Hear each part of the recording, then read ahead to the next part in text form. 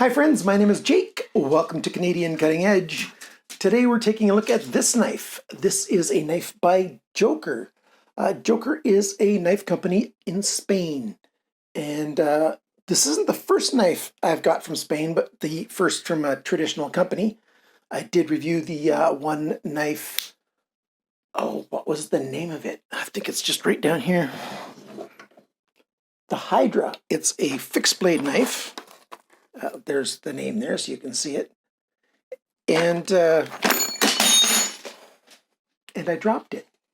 It's fine. The Hydra was a fixed blade from an upstart company in Spain. This is traditional. We've got Sandvik 12C27 though. I wish our main traditional company in Canada that's well known is Grohmann. I wish they would start using some Sandvik steels over there. We've got a drop point blade, hollow grind, wooden handle. You can also get it in horn. You can get it in mother of pearl. You can get it in all olive instead of, this is olive and rosewood. Backlock knife. And yeah, just a little bit over 3 inch in the blade length. And it's a comfortable knife of this size and dimensions. There's pros and cons, of course, on this thing. So let's get over to the tabletop and take a good look.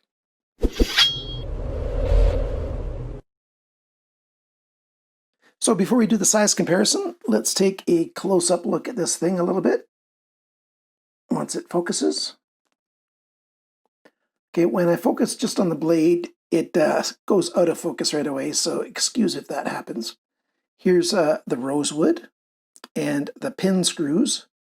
I don't have a proper tool that I can use that's the right size that I could try to adjust the tightness and looseness of those screws. I don't know if that's even possible.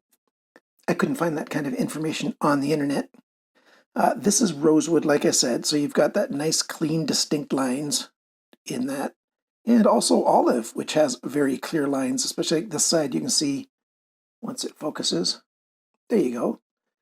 You can see those nice olive lines. Less money if you want the all olive version. There's the back lock right there. Nice rounded handle. Yes, these are brass or bronze pins, probably brass pins holding it together. It's not a knife that you can take apart. It's more of the traditional style knife that once it's together, it's together. Of course, there are people who can take these apart and everything, but yeah, this is a permanent thing. And there's the blade. The blade shape, some might call it a spear point style blade. I'm just going to call it a drop point. It comes down and then up and then down, just like we've got a recurve in here, a very mild recurve. Nice belly, nice point, hollow grind, and very tiny sharpener's choil. I wish that was a little bit bigger, but I can make it bigger, no problem. Decent knife. Jimping on the backs on the spine here, though. Now let's do the size comparison with the Ontario Rat 1. It just fills the screen a tiny bit more. Line that up. Definitely a smaller knife. On the screen it looks like it's tiny, but it isn't really all that small. My hands are just into the extra large range, and if I grab it here, look at that, it comes out the end fairly well, not too terribly far. It's great in reverse grip. This curve back here, very comfortable. And even a reverse pull grip, I found it to be very comfortable in use. The lock release is in a very good spot. Middle finger coming into this section at the end of the handle. And I like to use this part of my thumb right here. I find my skin is actually really tough right there. Instead of pushing in with the tip of the thumb like a lot of people do, I push in right there, and I can either have 2 fingers here doing that very easily, or, just one, but usually 2 is best with my middle finger. When the lock is released, the blade just swings freely. It just is very, I can push it on the cutting edge because it requires so little effort. Very, very free. I like that. When it's totally open, lockup is very good. I can find the very tiniest little bit of up and down play. Sometimes. Oh, there we go. Now I found it this time. There's some up and down play, just a tiny bit, and a very tiny bit side to side play. Very common in these kinds of pin together knives. I don't call that a defect. It's just the way these knives are built. We've got steel liners that have this file work done on them. If you look closely, it's short square, long square, short square, long square. Well, not squares, but short section, long section, and it alternates. And it's not that hot in the handle, except for down here, because on the spine, you've got the back spring, and then you've got the steel back spacer here. But on the belly here, it has to be open. And then those edges there are a bit sharp in the hand. If you're squeezing really tight to work for a while, it's going to annoy you just a little bit in that section of your hand. Not major, just a little bit. And then the jimping on the spine that I mentioned before, it's a little bit hot. If your thumb's in there and you wiggle back and forth like this a few times, it's going to start to feel sharp. So it's a very aggressive jimping. A little bit too aggressive, yes. But to the stage where it's very annoying, no, not really.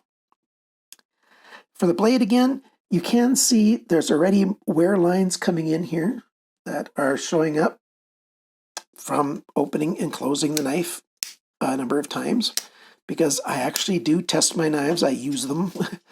So that's just par for the course with this kind of knife, I guess. The ricasso here is a little bit bigger than I would have liked. I would have liked the ricasso, back a little bit, and I would have liked this hollow grind up just a little bit. I think if they cut the space that's left here in half, it would have had a higher hollow grind, but it's very nice and thin behind the edge. They sharpened it at a fairly shallow grind, and it's a very good EDC performing blade. The recurve here is so mild that most sharpening systems can sharpen this no problem. This is after I recorded everything else, and now I've sharpened it with my just normal width stones. And there you go. You can, hopefully it stays focused. You can see it's got a really nice edge to it. Not super nice, but a really nice edge. And I used my normal width stones. I didn't use my narrow stones to sharpen this because that recurve is just very shallow. One thing to be very careful of, I don't have a stone right here, but imagine this is a stone. If you spend too much time sharpening right in one spot like this, you're going to dig in right at that, the one edge of the stone. On this point, you're not going to, who cares? But over on that side of it, it's going to dig in and cause problems if you're not careful. So don't spend a lot of time on one spot like that. Moving it in on an angle and back across on an angle when you're sharpening on a guided sharpening system. One thing I did notice, I carried the knife just like I would any knife, not as a knife that I'm collecting, but any knife that I'm using. So with this thing, you can put it into like a sheath, sort of like the Buck 110 kind of sheath. I also carried it just dropping it in my pocket. You can see that all the shaping in the handle nicely rounded everywhere, which means the pins had to be rounded. If you close your eyes, on some of them, you can sense that there's a pin there, but on some of them, it just feels totally smooth. You close your eyes and the seam between the wood, very, very close. I like that. It's well made. Let's go over the sizes and dimensions and stuff. We'll do that while this is on the screen. It weighs 85 grams, 3 ounces on the nose. Well, not exactly, but very, very close to 3 ounces. The factory sharpness, I got 100 bests. That's very good. I like that. The cutting edge length, 74.5 millimeters, 2.933 inches. The blade length, tip to the wood, 79.6 millimeters, which is 3.134 inches. So I'm assuming Spain doesn't have a 3-inch law. So it's just a bit over 3 inches. The blade thickness, 2.47 millimeters. That's 0.0975. So just under 1/10 of an inch. Not bad for this kind of knife. I like that. The blade depth, the biggest spot is right there. 21 millimeters exactly. That's 0.8265 inches. The thickness behind the grind, 0.47 millimeters, which is 0.0185, 18.5 thousandths of an inch thick. I really like that. The grind angle is actually quite good. This side, the non-brand side, is 16.2 degrees. This side was done to 17.1 degrees. So not bad at all. The handle length, 10.33 centimeters. That's 4.607 inches. The grip area, it's about 9.5 centimeters, about 3 3/4 inches.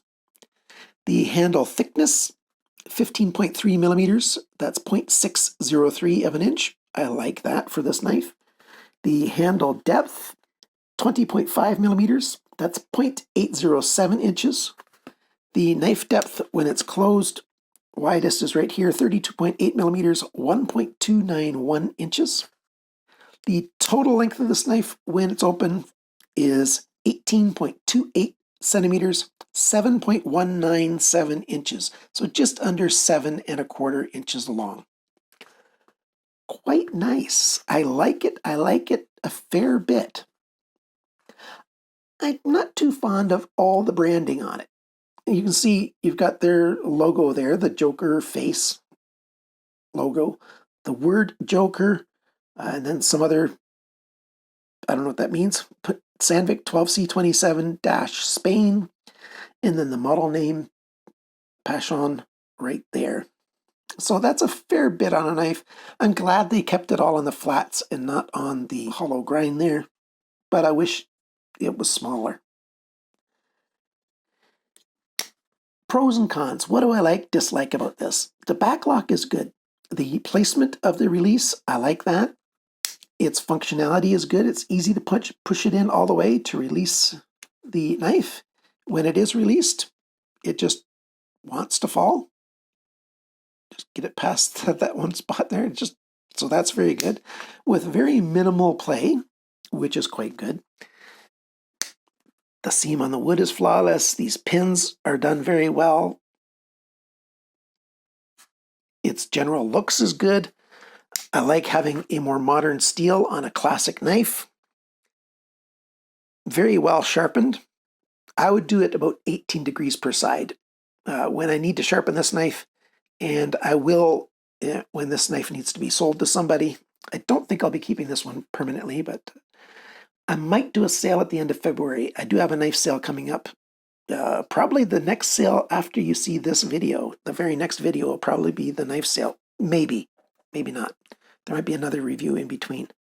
The file work, a little too aggressive. I'm talking about the cons now. The sharpness choil, too small. That's a con. What other cons? Let me see where it is. For some people, the fact that you can't take it apart will be a con. So there's that. And the other thing's a little bit of play and things. I haven't told you how much this knife costs. Well, you saw it on the screen at the very beginning. I got this knife from Amazon.com. I've got a referral link down below. Please use my referral links. It does help keep this channel going. $38.06 American. By the way, Joker has some really good fixed blades that I am considering getting a few of. They've got some nice stuff with modern steels. I didn't find any source for this in Canada. If you live in Canada or if you know of a Canadian store that sells Joker products, please let me know and I can leave it down in the links below. I did find it on Amazon Germany. Not available in all that very many places in North America. So, yeah, but it's very easily available in Europe, which, hey, that's good for a change, having my European viewers have easy access to something that I'm reviewing. The Amazon.com, very low on stock, as I put on the text on the screen for fixed blades right now, but I'm sure they're going to get more. I really like the look of their fixed blades.